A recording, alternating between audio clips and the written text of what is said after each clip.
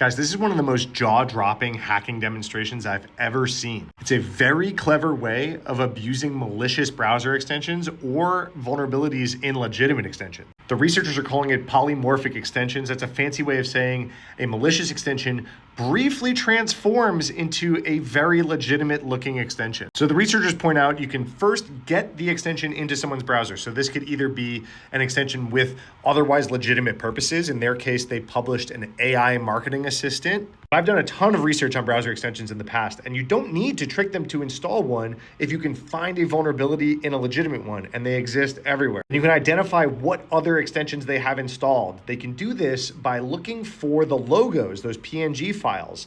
Like the 1Password logo, if that PNG file exists in Chrome, this extension can tell that you have 1Password installed and target it. They can do this just by injecting a little bit of JavaScript in the page, which most extensions have this permission to do this. I can't get the demo to show on this size screen. I made a longer demo of this on the longer video site, but in their example, they pull up Salesforce, they have 1Password installed. That little arrow there is their malicious extension. Then they have uBlock, Google Translate, and 1Password. What happens is their extension can disable 1Password and then transform their logo into the 1Password logo. Go watch the longer video I made on this. This happens virtually instantaneously. I would fall for this. Then their extension pops up a "you've been logged out of 1Password" warning, which if you use 1Password, this happens from time to time. You have to re-authenticate. Then they have a very legitimate looking 1Password login screen for you to re-authenticate. The difference is they ask you for your secret key. If you've ever logged in on a new device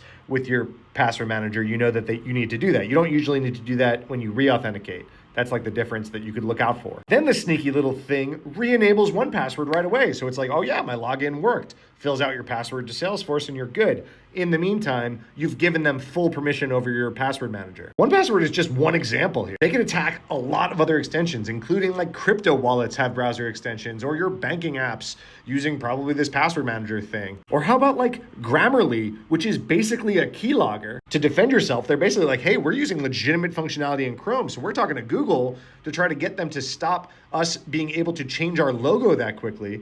But other than that, it's like, hey, just be careful for what you install. Like I said, you have to go see the demo of that logo change happening in real time. I cover it in the longer video, you know where. There's even some pretty embarrassing footage of me on CNN talking about browser extension security and me on stage at Black Hat talking about it 15 years ago.